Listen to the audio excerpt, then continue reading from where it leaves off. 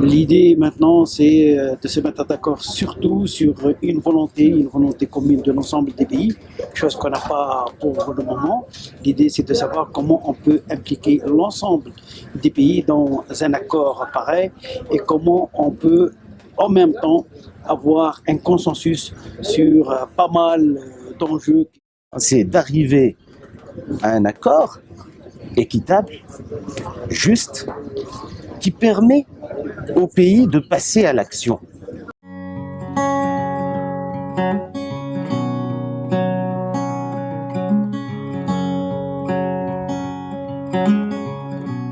On peut dire qu'au niveau de l'atténuation, on a choisi deux approches. Une vision de long terme, mais une vision aussi basée sur la concertation. Tous les acteurs ont été impliqués au niveau des objectifs que je viens de citer. Autrement dit, pour travailler par exemple sur un scénario socio-économique d'encadrement, on a fait appel à l'ensemble des organismes concernés pour travailler sur des scénarios énergétiques. De la même manière aussi, on a impliqué tous les acteurs. Et je crois que c'est la nouvelle approche maintenant au niveau de la Tunisie. Comment voir sur le long terme et comment impliquer l'ensemble des acteurs.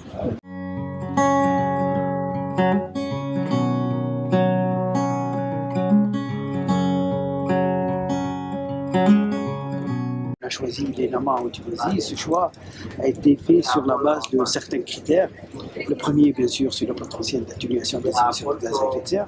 Le second, c'est comment mettre en place surtout un système MRV, de façon qu'on puisse aussi exploiter tout ce qui est financement. Comme vous le savez, sans MRV, il n'y a pas de financement.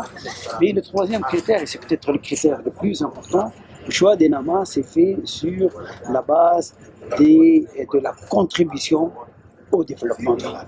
En Tunisie, on a choisi de travailler pour le moment sur trois NAMA, le plan solaire tunisien, le bâtiment et le ciment. Ces trois NAMA ont une contribution très importante au niveau de l'ensemble des dimensions du développement durable, c'est-à-dire dimensions énergétiques, économiques, environnementales, enfin toutes les dimensions. Et je reviens surtout sur l'aspect énergétique. Comme vous le savez, en Tunisie, on a une situation relativement difficile.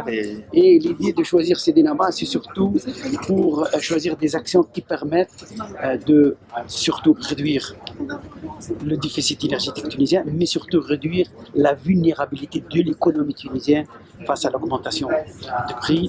L'idée, c'est de voir comment on peut réduire le déficit commercial à travers la réduction de la facture énergétique et surtout réduire les subventions énergétiques parce que les subventions énergétiques représentent un fardeau pour le budget de l'État tunisien.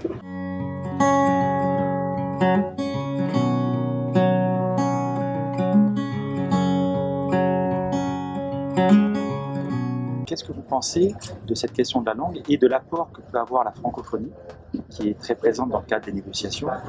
Quel peut être l'apport de cette francophonie pour soutenir finalement la communauté francophone? Je pense que l'originalité de ce groupe, le groupe francophone, si on peut dire, c'est qu'il comprend des pays développés et aussi des pays en développement. Il faut tirer profit de cette richesse-là.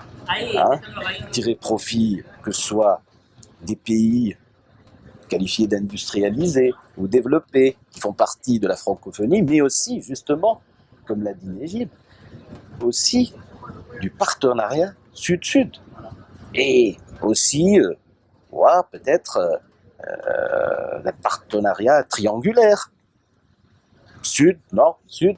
D'ici la tenue de cette conférence à Paris, essayer de multiplier les rencontres au niveau des pays francophones pour travailler sur du sujet concret. Travailler sur des objectifs d'atténuation, comment fixer un objectif d'atténuation, comment choisir un scénario de référence, qu'est-ce que ça veut dire un objectif d'atténuation. Ce sont des sujets clés sur lesquels, à mon avis, il y a moyen d'échanger. Comment préparer l'INDC aussi, c'est un nouveau concept. Et comme l'a dit Rina tout à l'heure, on a la chance d'avoir deux groupes de pays, les pays du Nord et les pays du Sud, et où on trouve l'expertise à la fois au niveau des pays du Nord et au niveau des pays du Sud. Et je crois que cet espace pourrait être exploité pour échanger les expériences et avancer sur des choses concrètes.